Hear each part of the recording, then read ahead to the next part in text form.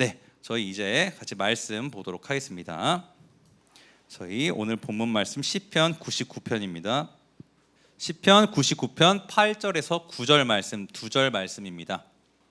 여호와 우리 하나님이여, 주께서는 그들에게 응답하셨고 그들의 행한 대로 갚기는 하셨으나 그들을 용서하신 하나님이시니이다. 너희는 여호와 우리 하나님을 높이고 그 성산에서 예배할지어다. 여호와 우리 하나님은 거룩하심이로다. 아멘. 오늘 저는 이 본문 말씀으로 여러분들과 함께 거룩의 방향성이라는 주제로 말씀을 좀 나누고자 합니다. 네, 여러분 방금 우리가 찬양했잖아요. 근데 저는 찬양을 들을 때마다 좀 그런 고백이 좀 있어요. 저는 찬양 인도자를 굉장히 오래 했었고 되게 준비를 했던 사람이었어요. 그래서 수많은 찬양을 불렀고 수많은 찬양으로 사역지를 많이 다녔습니다. 근데 제 안에 오는 찔림이 뭐였냐면요, 그 수많은 찬양을 내가 했어.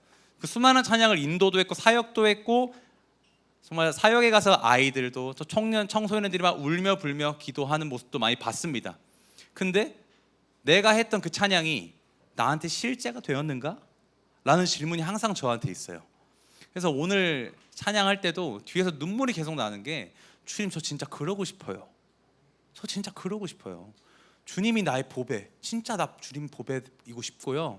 주님 나 진짜 주님이 내 왕 모시고 싶어요. 그리고 진짜 주님만 사랑하고 싶고 주님만이 내 삶에 도움이 나고 진짜 그렇게 살고 싶어요. 그냥 입만 떠드는 찬양 말고요. 그 진짜 주님이 내 삶에 도움이시지. 내 삶의 고백으로 그렇게 고백하고 싶어요라는 고백이 저한테 참 있습니다. 여러분, 근데 여러분들 뒤에서 보니까 다들 주님 앞에 반응을 많이 하시더라고요. 근데 왜 주님께 반응할까요? 주님께 갈급하지 않습니까, 여러분? 주님을 원하십니까, 여러분? 주님을 만나시길 소망하세요? 주님과 함께 하시길 소망하세요, 여러분? 저는 굉장히 소망하거든요. 그리고 이 질문을 앞에서 할 때 그 누구도 아멘하지 않을 사람은 없을 겁니다. 그렇죠? 그렇다면 여러분, 우리가 아까 제가 기도인도 할 때도 잠깐 얘기했지만 다시 한번 생각해 봅시다. 주님을 원한다고 하셨잖아요. 여러분들의 삶은 그럼 얼마나 주님께 초점이 맞춰져 있어요? 주님을 만나기 원한다고 했잖아요. 그렇죠? 주님과 동행하고 싶고. 그러면 여러분들의 삶에서 나와야 돼요. 얼마나 여러분들 주님과 함께하고 싶은 삶을 살고 계신가요? 여러분들의 삶을 돌아보면서 고민해보면서 다시 한번 대답해 주세요. 주님과 함께하고 싶으십니까? 네. 솔직해서 참 감사한 것 같아요. 저는 일렉 기타를 연주하는 사람입니다. 그래서 기타를 잘 치고 싶다라는 마음이 있겠죠? 기타를 잘 치려면 뭐 뻔하죠. 연습하고 레슨 받고 보통 그렇습니다. 그래서 대부분 기타를 배우려는 친구들은 이제 맨 먼저 레슨을 잡죠. 레슨을 받으러 학원을 가요. 그래서 학원에서 열심히 레슨을 받습니다. 근데 레슨 선생님을 구하는 게 물론 배우는 것도 있지만 어떤 의미도 있냐면, 내가 레슨비를 돈을 지불해서 어느 정도 책임감도 내가 져야 내가 기타를 친다, 이 마인드가 있어요. 그래서 교회에서도, 제가 옛날에 다니는 교회에서도 옛날에 되게 무료로 가르쳐 줬는데 어느 순간 되니까 이제 정말 돈이 필요해서가 아니라, 혁규야 너가 책임감의 영역이 있어가지고 네가 돈을 얼마를 내면 네가 이만큼 연습을 더 해. 그래서 돈을 지불하면서 레슨을 잠깐 받았던 적이 있었거든요. 그런 것처럼요, 우리가 레슨을 받습니다. 돈을 지불하고. 그래서 기타를 연습을 하겠죠. 레슨을 받으니까. 그럼 실력이 어느 정도 늡니다. 근데 이제 딱 멈춰요. 늘지 않는 구간이 딱 와요. 그러면 우리는 보통 어떤 생각을 하냐면, 이 레슨 선생님은 여기까지다. 나는 이제 다른 좀 더 좋은 레슨 선생님을 구해야겠다. 이렇게 하겠죠. 뭐 예를 든다면 취미로 기타를 배우던 사람이 이제 전공을 해야겠다 마음 먹으면 이제 전공자처럼 가르쳐주는 선생님을 찾으러 가겠죠. 그래서 선생님을 바꿉니다. 선생님을 바꾸고 이제 또 레슨을 쭉 해요. 그럼 또 실력이 어느 정도 올라갑니다. 근데 기타라는 악기가 또 확 멈춰요. 또 정체기가 와요. 선생님은 좋은데 왜 안 늘지? 그럼 뭘 보냐면요, 기타를 봐요.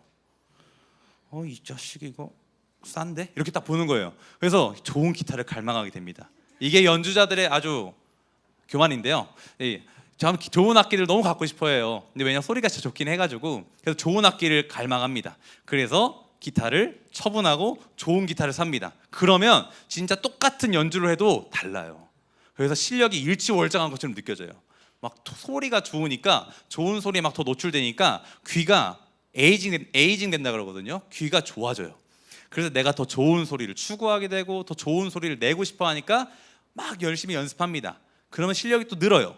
근데 또 어느 구간 가면 멈춰요. 여러분, 우리가 지금까지 멈췄을 때 레슨 선생님 바꿔봤고요, 기타를 바꿔봤어요. 근데 딱 하나 안 바꾼 게 있어요. 그게 뭐냐면 내가 연습하는 태도예요. 연습하는 태도가 그대로잖아요. 아무리 좋은 선생님, 아무리 좋은 기타를 줘도 실력이 느는 건 한계가 있습니다. 내가 진짜 연습을 죽어라 하지 않으면, 내가 연습을 이전보다 더 많이 하지 않으면 실력은 늘지 않습니다. 당연한 얘기죠, 그렇죠 여러분? 근데 여러분, 기타라는 것도 이런데 우리 신앙에 한번 대입을 해서 생각해 보셨으면 좋겠어요. 제가 참 좋아하는 기타리스트 중에 토미 엠마뉴엘이라는 기타리스트가 있는데요, 세계적인 기타리스트예요. 근데 그 기타리스트가 한국에 와가지고 공연을 하고 이제 인터뷰를 할 때 수많은 기타 후배들한테 기타 장인으로서 어떤 말을 해줄 거냐라고 물어보니까 그 토미 엠마뉴엘 기타리스트가 그런 말 하더라고요. 때로는 연주를 하면은 언젠가 내가 너무나도 프로페셔널해 보일 때가 있다, 내 실력이. 근데 또 어느 순간 가보면 내가 갑자기 바보가 된 것처럼 실력이 진짜 아예 안 늘 때가 있고, 내가 왜 이렇게 기타를 못 치지? 이런 바보 같다는 생각이 들 때가 있다. 근데 이 사람이 뭐라고 말하냐면, 제가 적어와서 그대로 읽어드릴게요. 어떤 날은 내가 달인이 된 것처럼 연주가 잘 돼가다가도 어떤 날은 바보처럼 느껴질 때가 있습니다. 그 이유는 연주하는 내가 항상 같지 않기 때문입니다. 기타는 바뀌지 않습니다. 항상 아름답죠. 이렇게 말하는 걸 보면서 와, 이 사람은 뭔가 여기다 주님만 대입하면 딱인 거예요. 와, 기타는 안 바뀐대요. 기타는 항상 아름다운데 플레이어인 내가 자꾸 바뀌니까 실력이 이렇게 바뀌는 거라고. 그 말을 들으면서 그렇지. 근데 나는 뭔가 기타 실력이 안 늘어. 그럼 내가 이 기타가 내 기타가 좀 아닌가? 나랑 좀 안 맞나? 다른 기타를 구매해 볼까? 저 레슨 선생님한테 다 배웠나? 다른 선생님을 가볼까? 이렇게 우리는 자꾸 많이 바꾸는데요, 사실 가장 중요한 건 내 연습하는 태도예요. 내 연습하는 태도. 그거를 바꾸지 않으면 결국 기타를 바꿔도 레슨 선생님을 바꿔도 똑같습니다. 우리의 신앙은 어때요? 좋은 선생님 만났죠. 근데 어느 순간 더 좋은 선생님을 만나고 싶어 떠나본 적 있으십니까? 또 좋은 교회를 다녔어요. 근데 더 좋은 교회에 대한 갈망이 생겨서 교회를 옮기지 않으셨습니까? 이 부분이 무의미하다는 게 아니에요. 이 부분도 필요합니다, 여러분. 근데 우리의 태도를 바꾸지 않는 거, 이건 굉장히 위험한 겁니다. 자꾸 시선이 나가 아니라 다른 거에 가는 거예요. 저 선생님이, 이 교회가, 이 시스템이, 이 프로그램이, 여러 개를 탓하면서 교회를 떠나거나 나의 신앙을 안주하고 있지 않았나요, 여러분? 가장 우리가 봐야 될 건 뭐냐면요, 바로 나예요. 나. 이 기타리스트 토미 엠마뉴엘이 얘기하듯이 기타는 변하지 않고 아름다워요. 바뀌지 않죠 라고 이야기하는데, 영원히 바뀌지 않는 분이 누구시죠? 주님이시잖아요. 하나님은 바뀌지 않으십니다. 근데 우리가 매일매일 바뀌어요. 그래서 주님께 가까이 가기 어려운 거예요, 여러분. 여러분, 다시 한번 질문 드릴게요. 여러분들의 삶에서 주님과 가까워지고 싶어서 어떤 노력을 하고 있습니까? 그럼 다시 반면으로 질문을 하면, 여러분은 진짜 주님과 가까이 하기 원하시는 걸까요? 여러분들의 삶을 한번 고민해 보면서 말해 주세요. 우리가 주님과 가까이 하고 싶은 것보다 여기서 복음이 나옵니다. 주님이 우리와 더 가까이 하길 원하세요. 이게 얼마나 큰 복음인지. 그래서 예수 그리스도의 십자가까지 허락된 거예요. 주님은 원하시고 이미 다 이루셨어요. 우리와 함께하고 싶으셔서. 즉, 주님과 함께하고 싶으시다면 변화돼야 되는 것은 뭐냐면 주님이 아니에요, 나예요. 어떤 교회가 아니고요, 어떤 선생이 아니라요, 내가 바뀌어야 돼. 내가. 주님은 이미 원하셔서, 우리와 함께하기 원하셔서 십자가에서 다 이루셨어요. 그리고 또 십자가에서 이루신 것에서 끝난 것이 아니라 성령님을 우리 안에 보내주시면서 우리 안에 내주하시면서 아예 함께하세요. 우리는 주님과 함께할 수 있는 여건이 다 되어 있어요. 하지만 그게 안 된다. 왜? 내가 안 원하는 거예요. 내가 그 정도까지 하고 싶지 않은 거예요. 그래서 여러분들과 오늘 말씀을 통해서 나의 모습을 좀 직면하고 주님 앞에 인정하고 주님의 말씀 앞에 반응하는 좀 오늘이 되길 좀 소망합니다. 아멘이십니까? 네. 아멘이시죠? 네. 자, 그럼 오늘 본문 말씀 한번 가보도록 하겠습니다. 오늘 본문 말씀에 보면요, 이제 9절 말씀에 보면 맨 마지막에 여호와 우리 하나님은 거룩하심이로다라고 나옵니다. 주님은 거룩하시죠? 그렇죠? 오늘 본문에도 말하듯이 주님은 거룩하시대요. 거룩은 뭐냐면요, 히브리어로 카도시라는 건데 뜻이 총 세 가지 뜻 정도로 제가 가져왔어요. 떨어져 있다, 분리된다, 구분된다. 이 세 가지 정도 뜻이 있는데요, 이 거룩의 특징이 있어요. 거룩의 특징이 뭐냐면요, 죄와 함께하지 못해요. 죄와 같이 할 수가 없어요. 그게 거룩의 특징이에요. 그래서 성경에서 보면요, 거룩하신 주님 앞에 선 사람들의 반응이 나오는데요. 자, 성경 말씀 한번 보도록 할게요. 출애굽기 33장 20에서 23절입니다. 앞에 띄워드리도록 할게요. 출애굽기 33장 20에서 23절 말씀입니다. 다 같이 읽어봅시다. 시작. 또 이르시되 내가 내 얼굴을 보지 못하리니 나를 보고 살 자가 없음이니라. 여호와께서 또 이르시기를 보라, 내 곁에 한 장소가 있으니 너는 그 반석 위에 서라. 내 영광이 지나갈 때에 내가 너를 반석 틈에 두고 내가 지나도록 내 손으로 너를 덮었다가 손을 거두리니 네가 내 등을 볼 것이요 얼굴은 보지 못하리라. 네. 거룩하신 주님의 얼굴을 보고 살 자가 없어서요, 주님이 모세한테 야, 너 내 등 봐. 주님도 얼굴을 안 보여주세요. 왜? 거룩과 죄가 만나면 죽어요. 그래서 그러신 거거든요. 또 다음 말씀 이사야서 6장 5절 말씀입니다. 다 같이 읽읍시다. 시작. 그때 내가 마로되 화로다 나여 망하게 되었도다. 나는 입술이 부정한 사람이요 나는 입술이 부정한 백성 중에 거주하면서 만군의 여호와이신 왕을 배웠음이로다 하였더라. 네, 이사야가 주님을 봐요. 그러자 이사야가 이렇게 말하는 거예요. 난 망했다. 화로다. 망했다. 왜? 본인 안에 입술이 부정하자. 내 안에 죄가 있다라는 거 아는 거예요. 거룩한 주님을 내가 죄를 가지고 만났어? 난 죽음이다. 그래서 이사야는 망했다라고 표현까지 합니다. 히브리서 12장 14절 말씀입니다. 시작. 모든 사람과 더불어 화평함과 거룩함을 따르라. 이것이 없이는 아무도 주를 보지 못하리라.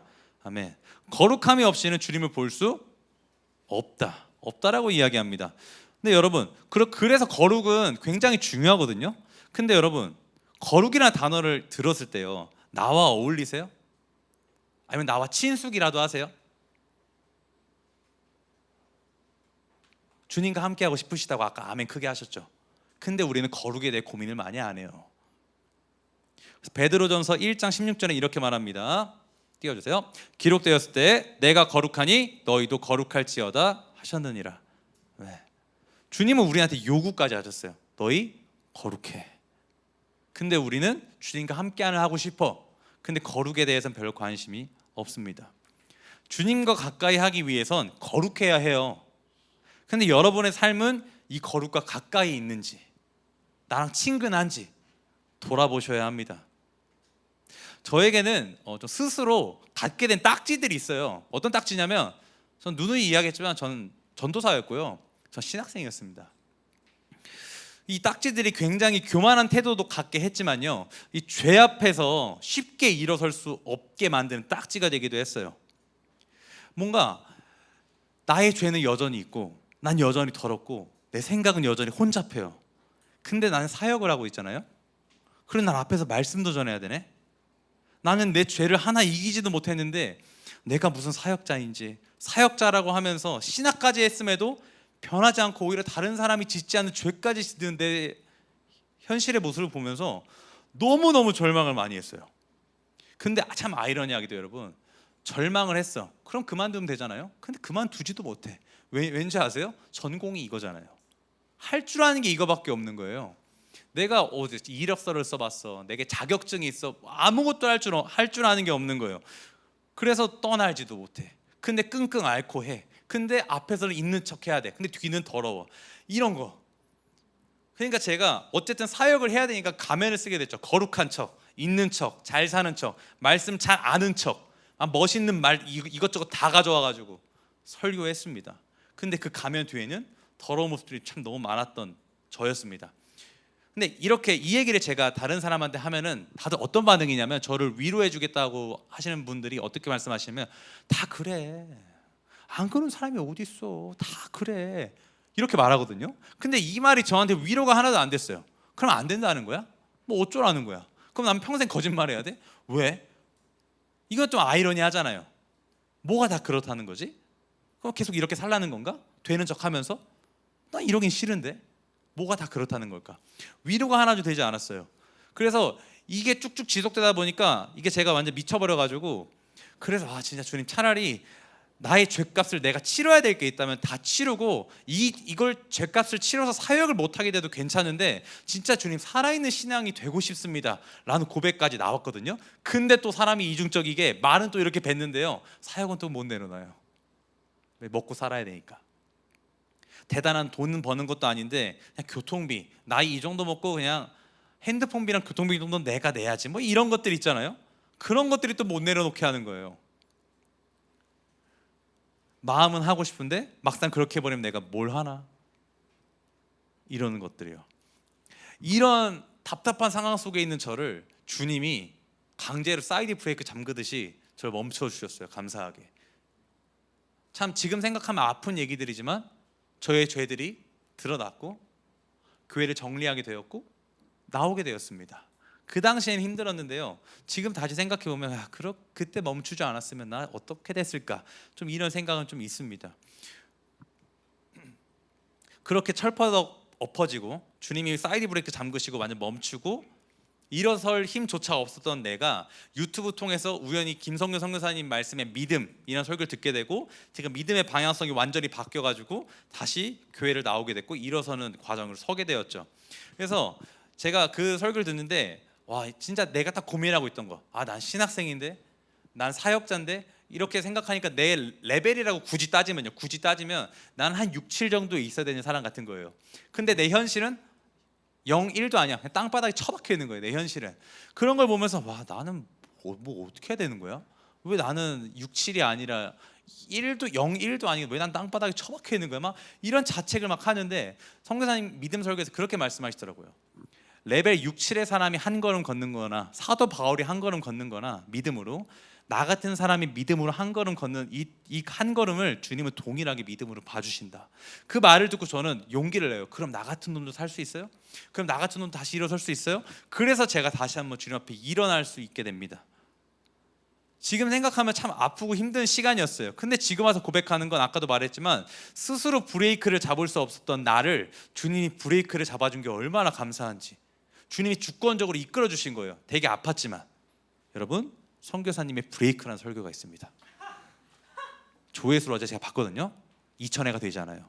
오늘 제가 얘기했으니까 한 1,900회 정도 제가 오늘 밤에 한번 테스트 한번 해보도록 하겠습니다. 자, 브레이크라는 설교 꼭 한번 들어보셨으면 좋겠습니다. 자, 오늘 본문 8점처럼요. 네, 그만 웃으시고요. 자, 오늘 본문 8절처럼요. 네, 주님은 공의와 정의로 행한 대로 갚으시는 주님이거든요.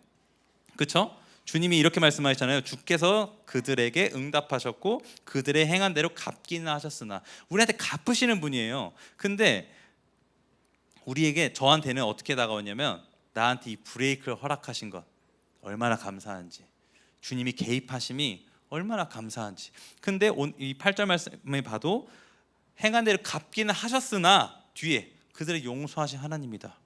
내가 이렇게 스스로 멈출 수가 없어서 주님이 날 멈춰 주시니까요, 뭘 경험하냐면 이 용서받을 수 없는 나를 강제로 멈춰 주셔서 주님 앞에 엎어지게 하셔서 날 용서받게 해주셨구나. 참 아이러니하게도 여러분, 주님의 용납하심을 제대로 경험할 때는 언제냐면요, 내가 봐도 스스로 용납 불가한 상태에 있잖아요. 내가 봐도 난 너무 죄인이야. 나는 그 정도 차원이 아니라요, 난 너무너무 죄인이야. 이런 사람들이 뭘 경험할 수 있냐면요, 주님의 용납하심이 얼마나 큰지, 주님의 은혜가 내가 생각한 것보다 얼마나 큰지를 경험할 수 있는 시간입니다. 여러분, 아멘이십니까? 여러분, 이럴 때 경험해 보셨어요? 경험해 보셨나요? 내 스스로 봐도 이 은혜를 알고도 죄를 지었어. 이 용서함을 받고도 또 죄를 지었어. 양심에 화인 맞은 자처럼 죄를 짓고 또 울며불며 회개를 해. 근데 또 죄를 선택해. 이런 우리의 삶에 반복되는 패턴들이 있잖아요. 그런 것들을 볼 때마다 좌절되고 절망되죠. 근데 그때 우리가 제대로 볼 수 있는 게 뭐냐면요, 그래도 된다라는 게 아니에요. 그럴 때 볼 수 있는 게 뭐냐면요, 그렇게 처절해질 때 주님의 은혜가 은혜가 됩니다. 와, 진짜 내 어떠함에 인해서 은혜를 받는 게 아니구나를 경험할 때가 딱 그때예요. 그래서 여러분, 이스라엘이 구원받은 거 한번 생각해 볼까요? 이스라엘이 구원받은 거는요, 이스라엘이 거룩해서, 이스라엘이 잘 살아서가 아니에요. 성경 보시면 알겠지만 주님이 다그치시에요. 근데 돌이키기도 합니다, 물론. 근데 금방 또 죄의 자리에 또 들어가요. 그게 이스라엘이거든요. 근데 이스라엘이 주님이 그냥 강권적으로 구원하시고 이끄시고 뭐 사람 보내시고 건지세요. 이건 왜 그런 거냐면요, 주님이 기억하시고 주님이 용납하셨기 때문이에요. 주님이 용서하시기로 작정하신 거예요. 이스라엘의 어떠함이 아니라 그때 말 잘 들었잖아, 과거에 나와 좋았잖아, 이게 아니라요, 주님이 정하신 거예요. 내가 널 용납하겠다, 내가 널 용서하겠다, 이렇게요. 우리에게도 마찬가지예요. 죄의 문제를 스스로 해결할 수 없음을 아시고 주님이 우리에게 주신 게 뭐예요? 뭐예요? 그렇죠, 예수님. 아까 우리가 예수 피밖에 고백했잖아요. 예수님이요, 혁규야 너 순종 참 잘했다, 내가 선물로 예수님을 보내줄게, 이게 아니라요, 안 돼, 그냥 얘는 안 돼, 얘야 알아, 그래서 보내신 거예요. 가장 좋은 선물을, 가장 보배 되신 예수님을 주님이 보내신 거라고요. 이런 걸 알고 우리가 거룩하거나 우리가 잘 살아서 선물로 오신 게 아니라, 우리가 안 되기에, 이전의 죄의 문제를 해결할 수도 없고 앞으로의 죄의 문제도 해결할 수 없어서 거룩 자체이신 예수님이 오셔서 죄를 담당하신 거예요. 그게 복음입니다, 여러분. 우리의 존재를 가장 잘 아시는 주님께서 우리가 잘 살아서 이젠 순종을 잘해서 이젠 십자가의 은혜를 막 알고 막 뛰어들어서가 아니라, 안 되는 존재인 거 다 아시고 그래서 십자가를 주신 겁니다. 구원도 마찬가지예요. 나의 어떠함에 있는 게 아니에요. 주님의 결정하심, 주님의 기억하심, 주님의 용납하심에 있는 거예요. 여러분, 이걸 헷갈리면 안 돼요. 제가 이 얘기를 왜 하냐면요, 거룩도 마찬가지예요. 여러분 거룩할 수 있어요? 없잖아요. 우리 스스로 어떻게 거룩해져요? 안 된단 말이에요. 어려워요. 우리가 아무리 갈고 닦아도 거룩할 수가 없어요. 그래, 행동까지 내가 절제할 수 있죠, 그렇죠? 근데 생각으로 오는 죄는 어떻게 멈출까요? 순간 들어오는 감정들은 어떻게 컨트롤할래요? 어렵잖아요. 행동까지 막을 수 있어도 갑자기 생각으로 들어오는 죄들은 못 막는단 말이에요. 그래서 우리는 거룩이 매우 어려워요. 스스로 거룩해질 수가 없어요. 근데 아까 제가 서론에 얘기했듯이 주님과 가까이 하고 싶으면, 주님을 보고 싶으면 거룩해야 된다라고 했잖아요, 그렇죠? 그럼 우린 주님을 볼 수 없는 건가? 우린 거룩할 수 없는 존재잖아. 그럼 우린 주님을 볼 수 없는 건가? 그러면 나는 주님과 함께하기 아예 해당조차 되지 않는 존재인가? 이렇게 생각이 되어지겠죠? 그렇죠? 안 되는데 되라 하시잖아. 어쩌라는 거야? 그렇죠? 그래서 우리가 기억해야 되는 게 뭐냐면요, 예수님이 이루신 것을 보자고요. 안 돼서 예수님이 오셨어요. 스스로 거룩할 수 없는 존재여서 거룩하신 그분이, 거룩하신 예수님이 오셔서 스스로 죄인의 신분을 택하셨어요. 그리고 그 신분을 택하셔서 우리에게 거룩을 주시고 죽으셨어요. 우리가 잘해서? 아니요, 안 되는 걸 잘 알아서. 오늘 본문 말씀과 같이 용서하시는 주님이기 때문에 우리에게 거룩을 주신 거예요. 그래서 우린 주님을 볼 수 있는 자, 주님과 함께 할 수 있는 자들이 된 게 우리의 결론이에요. 아멘이십니까? 진짜 아멘이세요? 그래, 여기까지는 오케이, 어느 정도 알아요, 그렇죠? 근데 여러분, 우리의 삶의 고민이 그러면 끝나던가요? 이 복음 받았어, 오케이, 모든 문제 끝, 난 이제 끝, 하나님과 동행 끝 되던가요? 이 내용 모르는 거 아니시잖아요. 한 번쯤은 들어봤을 거고 다 믿는다고 말하잖아요. 근데 우리들의 삶의 고민이 끝나잖아요. 왜? 거룩 어떻게 하는 건데? 그래서 알겠어, 다 이루신 거 알겠어, 어떻게 하는 건데? 나를 죄인에서 의인으로 바꿔주신 거 아멘, 오케이. 근데 왜 내 삶은 그대로야? 왜 내 삶은 여전히 죄에 노출이 되어 있어? 왜 내 생각 하나 컨트롤하지 못해? 거룩이 안 되는데 어떻게 거룩하라는 거야? 또 나의 어떠함으로 거룩에 이를 수도 없잖아요. 그래, 그것도 알아. 나의 어떠함으로 인해서 은혜가 또 은혜되는 것도 아니야. 또 뭘 한다고 하면 또 행위 같아. 또 해봐도 잘 되지도 않아. 어쩌라는 걸까요? 그래서 여러분들 여기까지 오신 거 아니에요? 전 그래서 여기까지 왔거든요. 그래서 우리는 거룩의 의미를 좀 더 잘 알 필요가 있어요. 거룩의 의미, 아까 제가 이야기했었죠. 카도시, 떨어져 있다, 분리, 구분, 이렇게 세 가지가 있는데요. 거룩의 속성 중에 분리와 떨어져 있으면요, 우리가 할 수 있는 영역이 아니에요. 주님의 이 거룩의 속성이 분리는요, 주님은 죄와 가까이 할 수 없어요. 그러면은 팩트상으로 보면 죄를 가진 우리는 주님과 분리되어야 돼요. 그렇죠? 거룩하시니까 주님은. 근데요, 주님은 그 거룩의 분리라는 속성을 어디다 이용하셨냐면요, 나와 주님을 분리한 게 아니라요, 나와 죄를 분리하셨어요. 그게 주님의 거룩입니다. 이해가 되시나요? 분리는요, 나와 주님을 분리시키신 게 아니에요. 나의 존재, 이 본질적인 죄의 문제를 예수 그리스도께서 오셔서 나랑 죄랑 분리시키신 게 바로 거룩, 카도시입니다. 아멘이십니까? 네. 그러면서 죄를 가진 우리는 주님과 가까이 할 수 없기에 나와 가까이 하고 싶은 주님이, 나보다 더 나랑 가까이 하고 싶으신 주님이 죄와 나를 멀리게 하신 거예요. 나랑 주님이 아니라 나랑 죄랑요. 그래서 이 땅에 오신 거예요, 주님이. 이것이 주님이 우리에게 하신 일이에요. 그러면요, 이렇게 죄와 분리됐잖아요, 우리의 존재는. 그렇죠? 그럼 우리는 어떻게 거룩해질 수 있을까요? 거룩의 속성 중에 아까 제가 말 안 했던 거, 구분이라는 속성이 있다고 했죠, 여러분. 우리는 카도시, 이 구분이라는 걸 우리는 해야 돼요. 우리가 분리될 수는 없어요. 우리가 아무리 노력한다고 해서 분리되거나 떨어져 있을 수는 없어요. 항상 오니까. 근데 우리는 구분 지을 수는 있어요. 그래서 우리의 거룩의 방향, 우리의 거룩의 싸움은요, 죄를 구분 짓는 걸 해야 돼요. 하나님의 거룩과 나의 이생의 자랑들과 구분을 하는 노력들이 필요합니다. 내 스스로 하는 게 아니라요, 로마서 8장 27절에 이렇게 말하고 있습니다. 띄워주시면, 마음을 살피시는 이가 성령의 생각을 아시다니 이는 성령이 하나님의 뜻대로 성도를 위하여 간구하심이니라. 성령님이 하나님의 뜻대로 우리를 위해 간구하고 계세요. 그래서 우린 뭘 할 수 있냐면 죄와 구분짓는 싸움을 할 수 있는 거예요. 내 능력으로는 할 수 없어요. 근데 내 안에 성령님이 계시고 성령님이 날 위해 지금도 기도하고 계세요. 하나님의 뜻대로 되길. 그래서 우리는 죄와 구분된 싸움을 할 수 있습니다. 그래서 우리 교회에서 하는 게 있어요. 바로 원칙이요. 저는 이 원칙 얘기를 좀 하려고 해요. 저도 원칙을 작성하는데요, 참 여러 번 수정을 했는데 제가 가장 취약한 부분이 뭐였냐면요, 전 사역을 하잖아요. 이렇게 사역을 하면 이상한 정서가 찾아와요. 어떠한 정서가 찾아오냐면 보상 심리가 터져버려요. 무슨 말인지 아세요? 여러분 직장 퇴근하시고 그런 거 있잖아요. 보상 심리 딱 터져가지고 집에서 건들지 마, 소파에서 나 핸드폰 할 거니까 노터치, 이런 거 전에 그랬었거든요. 경험 있으시죠? 근데 저도 헌신했는데요, 저도 이게 있는 거예요. 그래서 사역하고요, 사무실에 앉아서 핸드폰을 겁나 해요. 그래서 유튜브 겁나 보고요, 인스타 겁나 봐요. 그러다가 이제 카톡 프로필 여러분 또 뭘 바뀌었나, 전 청년부 여러분들 번호가 웬만 있잖아요. 엄청 바뀌어요, 프로필이.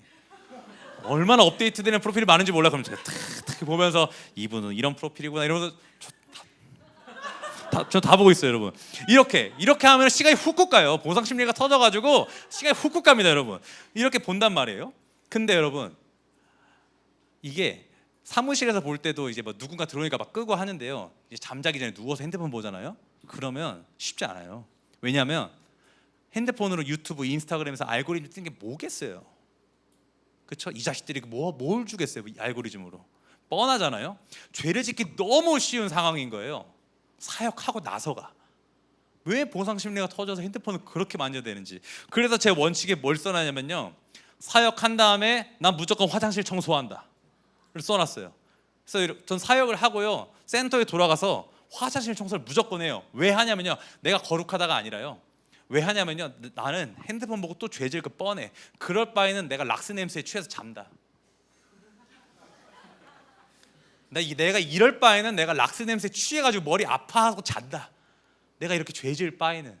하도 연약하니까 원칙을 이렇게 쓰게 되더라고요. 차라리 내가 락스 냄새 말고 좀 자고 말지. 나 싫다. 이게 제 원칙이에요, 여러분. 그리고요, 또 어떤 게 있냐면요, 또 저희가 이제 뭐 외부 사역을 나가거나 뭐 주일만 한번 해볼까요? 주일날 저희가 이제 교회 아침 9시 반까지 오거든요. 그러면 제가 이제 9시 반까지 오는 거니까 9시 반에 출발하니까 이제 한 8시 한 40분까지 잔 다음에 일어나서 씻고 바로 나와요. 그럼 뭘로 쳤냐? 말씀 묵상 안 하는 거예요. 사역하니까, 내가 말씀 전하니까, 사역하니까, 여러분들 섬기니까 말씀 묵상 안 하고 오는 거예요. 사역이라는 핑계 삼고. 그래서 사역 끝나고 주일날 밤늦게 가잖아요. 묵상하기 진짜 싫어요. 해야 되는데 막 숙제처럼 다가오고, 안 하면 또 안 되니까. 근데 제가 여기서 뭘 발견했냐면, 내가 말씀 묵상을 이렇게 대하고 있구나. 내가 성도님들한테 말씀 묵상은 우리의 솔루션입니다. 말씀 묵상은 우리의 생명입니다. 말씀 없이 살 수 없습니다라고 여러분들한테 이야기하는데요, 나는 정작 사역한다고, 나는 정작 이거 한다고 아침에 좀 더 자자, 좀 더 쉬자 이러고 안 하고 오는 거예요. 그래서 내가 말씀을 소홀하게 대하고 있는 나를 발견했습니다. 그래서 원칙에 또 적었죠. 사역 나가기 전 난 무조건 말씀 묵상한다. 아무리 일찍 나가도 상관없이 무조건 한다. 그렇게 원칙을 적어놔서 저는 오늘도 사역 나오기 전에 무조건 말씀을 하고 나옵니다. 이게 여러분 저런 결단을 했어가 아니라요, 하도 연약하고 하도 안 돼서 제가 써놓은 거예요. 원칙에 이렇게 재와 구분 지어보려고요. 그리고 또 한 키워드에 제가 또 멈췄어요. 제가 여러분 4월 달에 제가 사랑 러브 컨퍼런스 막 했었잖아요. 이 사랑의 키워드에 제가 또 멈추게 된 거예요. 저희가 공동체로 같이 살잖아요. 청년들이 공동체로 살다 보니까 서로 플로잉을 많이 해요. 서로 필요한 게 보이면 사주기도 하고요, 재정이 허락되면. 아니면 내가 있던 걸 주기도 해요. 근데 내 안에 어떤 게 다 드러나냐면요, 내가 편한 사람만 플로잉하는 거예요. 내가 조금 그래도 좋아하는 사람만 플로잉하는 거예요. 내가 조금, 죄송합니다 여러분, 간사님도 죄송합니다, 제가 조금 안 입고 보는 사람들은 제가 플로잉 안 하는 거예요. 진짜로 그냥 안 봐. 뭐가 필요한지 알바노야. 몰라. 그냥 몰라. 나는 관심 없어요. 제가 이러고 있는 거예요. 제가 그래가지고 이거 안 된다. 내가 사랑하려고 플로잉 했는데, 나 왜 이렇게 편협하냐. 내가 좋아하는 사람만 좋아하고. 근데 주님의 사랑과 또 비교되는 거예요. 주님은 내가 잘해서 이뻐했나? 하도 안 돼서 날 이뻐하셨는데 왜 이러지? 그래서 제가 원칙에 뭘 적었냐면요, 이렇게 적었어요. 한 달에 한 번은 무조건 플로잉 한다. 근데 나는 차별을 잘하는 놈이니까 싫어하는 사람이 생기면 플로잉으로 차별한다. 이렇게 적었어요. 휴한 사람 제가 안 받은 사람들인 거죠. 그렇죠? 네. 저는 이제 그래요. 내가 조금 거슬린다. 그럼 플로잉 하려고요. 그렇게 사랑을 좀 표현하고 싶어요. 그러니까 안 되니까 막 이런 걸 작성하는 거예요. 근데 여러분, 이게 원칙을 작성할 때요, 나의 모습이 이렇게 죄와 분리되어서 이제 거룩한 삶을 막 추구한 것이 아니라요, 죄는 내 안에 여전히 있어요. 시기, 질투, 편협한 사랑, 그리고 말씀을 대한 소홀히 대한 태도, 내 안에 죄들이 너무 많은 거예요. 너무 좁아터진 내 마음들. 이 좁아터진 마음들을 아니까 내가 이걸 구분짓고 싶었어요. 그래서 적은 게 원칙이에요. 이게 저에겐 거룩의 싸움이었어요. 카도시, 바로 구분짓는 싸움이요. 여러분, 우리의 싸움은요, 죄와 분리되는 싸움이 아니에요. 죄와 구분짓는 싸움이에요. 우리가 해야 할 거룩의 방향성은요, 죄와 분리되는 것이 아니라 죄와 구분짓는 싸움을 하는 거예요. 여러분, 죄와 구분짓는 싸움을 하십시오. 여러분, 여태까지 신앙생활이 왜 어려운지 아십니까? 우린 죄와 분리되려고 했어요. 안 된다니까요. 그건 주님이 하시는 거고요, 주님이 이루셨어요. 우리가 할 건 죄와 분리되는 게 아니라 구분짓는 거예요. 구분짓는 거. 우리가 죄와 분리되는 싸움을 하잖아요. 어떻게 싸울지도 몰라요. 어떻게 이겨내는지도 몰라요. 그래 뭘 해? 그래 죄와 분리돼야 돼. 뭐 해야 됩니까? 모르시겠죠. 모른다니까요. 수도원에 들어가야 되나? 똑같아요. 안 됩니다. 우리의 생각은 막을 수가 없으니까요. 분리는요, 주님의 영역이에요. 십자가로 우리를 죄와 분리시키신 것은 주님입니다. 주님은 우리를 죄로부터 분리시키시고 우리를 죄인으로 보지 않으시고 의인으로 보십니다. 주님은 우리를 죄로부터 분리된 존재로 보시는 거예요. 의인, 상속자요. 여기서 우리는 믿음을 써야 돼요. 스스로 죄인으로 보여요. 막 은혜 받은 자로도 살지도 못하고 용서받은 자로 살지도 못해. 막 자책을 해. 그때 여러분들 어떤 고백을 해야 되냐면요, 히브리서 12장 2절처럼요, 믿음의 주요 또 온전하게 하시는 예인 예수를 바라보자. 이 고백을 이런 데서 믿음을 쓰는 거예요. 여러분, 우리가 믿음을 허턴댔어요. 죄와 분리된 싸움, 우리의 영역이 아닌데 우리의 믿음을 거기다 쓰는 거예요. 그러니까 안 되는 거예요. 우리가 할 건 뭐냐? 난 안 돼. 그래서 예수님이 오셨어. 그래서 내가 할 고백은 믿음의 주님, 나를 온전하게 하시는 예수를 바라보는 거. 우리의 싸움은 이 방향입니다. 여러분, 아멘이십니까? 여러분, 믿음의 싸움의 방향성을 잘 잡아야 돼요. 죄와 분리되는 게 아니에요. 우린 이미 죄와 분리된 존재를 주님이 봐주고 있어요. 우리의 싸울 방향성은 죄와 구분되는 싸움입니다. 여러분, 삶에서 얼마나 죄와 구분되는 싸움을 하고 계신가요? 우리가 추구해야 될 이 카도시 거룩, 죄와 분리되게 하는 이 싸움이요, 죄와 구분되는 싸움이요, 얼마나 하고 계신가요? 근데 하고 있냐는 질문을 물어보기 전에 이런 싸움 하고 싶으세요? 그렇게까지는 좀 그러시지 않으세요? 솔직하게 뭐 아니라고 말은 못할 거 아니에요, 여기서 물어보는데. 그렇죠? 근데 여러분, 이 싸움은요 누가 하라고 해서 하는 싸움이 아니에요. 뭐 어떤 사람이 혁관사 왜 이렇게 플로잉을 차별적으로 해? 이렇게 선교사님이 저한테 말씀한 적 한 번도 없어요. 내 스스로 한 싸움이거든요. 여러분, 이 싸움은 스스로 해야 돼요. 이 싸움은요, 이 원칙을 세우고 이 거룩을 추구하는 싸움은요 스스로 해야 되는데, 어떤 자들이 스스로 할 수 있냐면요, 주님을 사랑하는 자들이 스스로 할 수 있어요. 주님을 사랑해서, 주님을 내가 알고 싶어서요. 주님을 알아야지 구원받고 이런 거 말고요, 주님을 내가 너무 알고 싶어, 주님만이 내 정답이어서 내가 주님을 너무 알고 싶어, 그리고 내가 그 주님을 사랑하고 싶어, 그런 사람한테는요 그냥 알아서 해요. 하지 말라고 해도 합니다. 그래서 여러분, 주님을 사랑하는 자들이요 주님을 가까이 하고 싶어 하고요, 그렇게 자발적인 순종들을 하나하나 하게 됩니다. 그 중에 하나가 저희 교회에서 여러분들께 제공해 드리는 원칙입니다. 원칙 잘하고 계세요? 돌아보세요, 여러분. 그래서 오늘 제가 원칙 종이를 뽑아왔네요. 네. 그래서 원칙 종이 필요하시면 저한테 꼭 오시고요. 안 오시면 제가 팀장님들 한번 도연 한번 이렇게 하겠습니다. 네. 이 원칙을요, 여러분 지키다 보면요 잘 되지만은 않아요, 솔직히. 때로는 그저 막 내가 은혜 막 받은 벅찬 감격으로 그냥 써내려갔나? 그런 거 있잖아요. 내가 제가 죄송합니다. 다른 얘기를 좀 하면, 제가 고3 때 고등학교 2, 3학년 때 수련회를 갔다 와서, 제가 남고였어요. 수련회를 갔다 와서 은혜 받았어. 친구들한테 나 이제 욕 안 할게. 1분 만에 욕하겠어요, 친구들이. 이런 거예요. 그런 거 있잖아요. 수련회 은혜 받아가지고 이제 욕 안 할 거야, 이런 뭔가 은혜에 벅차서 쓴 그냥 고백 같은 느낌이 올 때가 있어요, 이 원칙도. 근데 여러분, 이 원칙이요 그렇게 하고 싶지 않을 때도 있어요, 내가 썼는데도. 근데 이 원칙을 쓰니까요, 이 가시적인 게 보이니까 내가 내 신앙을 되짚어 볼 수 있는 기준이 되고요, 정말 하기 싫은데 원칙 때문에 해야 되는 상황이 오잖아요. 그럼 내가 주님께 이렇게 고백해요. 주님, 내가 진짜 하기 싫은데 주님 때문에 합니다. 주님, 나 진짜 피곤해서 오늘 화장 청소 못 하겠는데요, 그래도 주님 때문에 합니다. 이렇게 주님께 고백을 하게 되더라고요.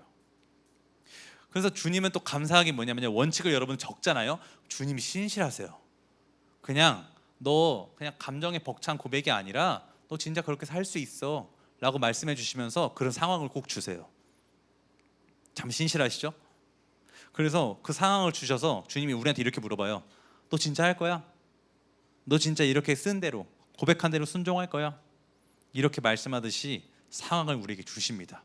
그때 우리는 나의 신앙을 되짚어 볼 수 있어요. 멋진 고백만 하고 멋진 고백만 하고 맨날 있어 보이는 선포만 했던 저와 같은 사람한테는요, 주님이 이렇게 실제되는 환경을 나한테 주셔서 저는 너무너무 감사했습니다. 그래서 저 같은 사람한테는요, 이 카도시의 싸움의 방식, 죄와 분리되는 싸움이 너무 좋았어요. 당연히 죄와 구분 짓는 거예요. 죄송합니다. 죄와 구분 짓는 이 삶이 너무 행복했어요. 그래서 여러분, 주님과 가까이 하고 싶으십니까? 그렇다면요, 주님과 가까이 할 수 있는 방향성이 카도시의 싸움, 분리의 싸움을 하시길 권면드립니다. 원칙 다시 한번 봐보세요. 네, 여러분, 제가 이 설교를 쭉 정리하면서요, 제가 이 베드로전서 1장 16절 말씀을 다시 한번 보게 됐는데요, 한 번만 다시 띄워줄 수 있으실까요? 베드로전서 1장 16절이요. 한번 다 같이 읽어볼까요? 이 말씀을 읽으면서 주님은 왜 우리한테 거룩하라 하실까? 이렇게 하라고 왜 말씀하실까 생각해 보니까 주님의 마음이 느껴지는 거예요. 내가 너랑 함께 하고 싶어, 혁규야. 거룩할 수 없는 우리한테요, 주님이 거룩하라고 하신 거는요, 혁규야, 내가 다 했잖아. 내가 다 이뤘잖아, 십자가에서. 나 너랑 함께 하고 싶다. 초청해 주시는 거예요. 혁규야, 내가 다 이뤘어. 너 거룩할 수 없는 거 알고 거룩한 내가 와서 십자가 졌어. 근데 혁규야, 너가 이 카도시의 싸움, 구분짓는 싸움 좀 해줄래? 그럼 거기서 내 마음을 알게 될 거야. 나랑 함께 하자. 나랑 함께 하자. 혁규야, 너는 그 생명을 좀 누려. 너가 거룩을 이뤄내는 게 아니야. 거룩을 누려야 돼. 거룩을 누리는 삶이 뭐냐면 거룩을 위해 싸우는 거, 구분 짓는 거야. 그게 나랑 동행하는 거야. 이렇게 저한테 초청의 말씀으로 들렸어요. 나랑 같이 함께 하자. 기록되었을 때 내가 거룩하니 너희도 거룩할지어다. 이 말씀이 그렇게 보이기 시작했습니다. 그래서 주님이 나와 더 함께하고 싶어 하시는구나. 내가 주님을 원하는 것보다 주님이 나를 더 원하시는구나. 그래서 주님이 하신 선택이 뭔가요? 십자가입니다. 극단적인 선택인 십자가요. 성경에서는요, 정의와 공의를 되게 많이 나오거든요. 여러분 시편 묵상하시면서도 정의와 공의라는 단어가 되게 많이 나와요. 성경에서 굉장히 중요한 의미인데요, 공의와 정의의 의미에서 보면요, 죄인은요 본인의 죄로 심판을 받는 게 마땅해요. 그게 정의고 그게 공의예요. 근데요, 죄 없는 예수님이, 거룩하신 예수님이 우리를 위해 오셔서요 십자가에서 죽으신 거요 아주 공의롭지 않고 아주 정의롭지 않은 거예요. 이 측면으로만 봐서요. 근데요, 주님의 공의와 주님의 정의 안에 어떤 게 있냐면요, 사랑이라는 게 내포가 되어 있어요. 그래서 주님의 십자가는요, 우리가 생각하는 정의와 공의의 생각으로 하면은 뭔가 우리가 생각하는 이성적인 판단 같은 거 있잖아요. 그렇게 보면 십자가는 허무맹랑한 소리예요. 근데요, 주님의 공의와 정의 안에 사랑이 있어가지고요, 주님의 십자가는요 공의와 정의를 완성시키셨어요. 완성시키셨습니다. 그게 주님이 우리에게 주신 십자가예요. 내가 죄인인 내가 심판받는 게 마땅한데요, 주님이 우리의 죄를 담당하시고 죽으셨어요. 그러면서 사랑, 정의, 공의를 완성시키는 것이 바로 십자가입니다. 주님이 보시기에 정의와 공의는 뭐냐면요, 나예요. 내가 사는 거. 그게 주님에게 보시기에 정의와 공의인 거예요. 그래서 구약의 율법들을 보잖아요. 주님이 뭐가 부족해서 그런 율법들을 좀 지키라고 했을까요, 여러분? 그걸 지켰어. 주님한테 이익이 뭔데? 주님에게 유익이 뭔데? 하나도 없어요. 우리에게 율법을 주신 것도 뭐냐면요, 사랑하는 내 백성들아, 내 아들 딸들아, 이렇게 살면 돼. 알려주시는 거예요. 사랑하는 자가 율법을 보면요, 이만큼 러브레터가 없습니다. 근데 우리가 그 러브레터로 보이지 않는 건 뭐냐? 우리가 주님을 그렇게 사랑하지 않습니다. 그래서 여러분 기억하셔야 될 게 뭐냐면요, 주님의 공의와 정의는요 사랑을 바탕으로 되어서 우리가 사는 거, 그게 주님에게 정의이자 공의인 것 같습니다. 우리는 주님한테 이런 극단적인 사랑을 받았어요. 그 사랑을 주시고 주님은 또 우리와 함께하고 싶으셔서 우리에게 초청하는 자리가 어디냐? 거룩의 자리입니다. 이것이 우리에게 거룩을 요구하시는 주님의 마음이에요. 아멘이십니까? 이것을 경험한 자가 오늘 본문의 9절 말씀 다 같이 한번 읽어봤으면 좋겠는데요, 오늘 9절 말씀, 시편 99편 9절 말씀입니다. 주님의 거룩하심을 노래하는 게 바로 이런 의미예요.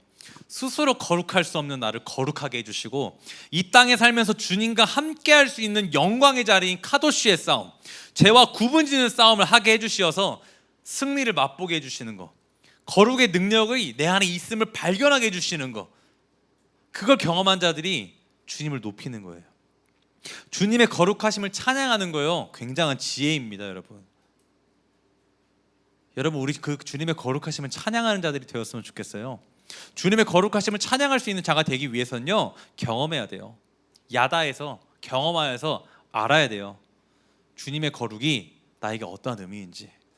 그 거룩을 아는 자리가 어디냐면 그 카도시의 싸움, 죄와 구분짓는 싸움이요. 죄와 구분짓는 싸움을 하면 할수록 느끼는 게 뭐냐면, 되는 나를 발견하기도 하지만요, 안 되는 나, 또 실패하는 나를 발견하게 되는데, 그때마다 발견하게 되는 게 뭐냐? 길에도 날 용납하시고 용서하시고 기억하시는 하나님. 그 주님이 계시다면 나 오늘도 안전합니다. 그 주님이 날 기억하고 계시고 그 주님이 날 붙들고 계시다면 내 삶은 가장 안전합니다. 그래서 내 삶의 목표, 내 삶의 결론, 내 삶의 고백은요, 여호와는 거룩하시도다.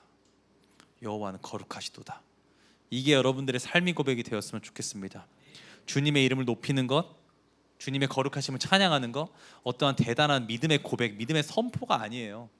이렇게 주님을 경험한 자들한테는요, 주님의 거룩을 노래하는 거, 주님 내가 다른 곳에서 첫날보다 주님과 함께하는 한 날이 좋습니다라는 이 고백들이요, 믿음의 고백이 아니라 그 사람한테 그냥 당연한 거예요. 당연한 거. 경험한 자들한텐 주님을 높이는 게 가장 큰 지혜입니다. 그것이 그 삶의 결론입니다. 우리 함께 그 싸움에 들어갔으면 좋겠어요. 카도시의 싸움, 죄와 구분짓는 싸움.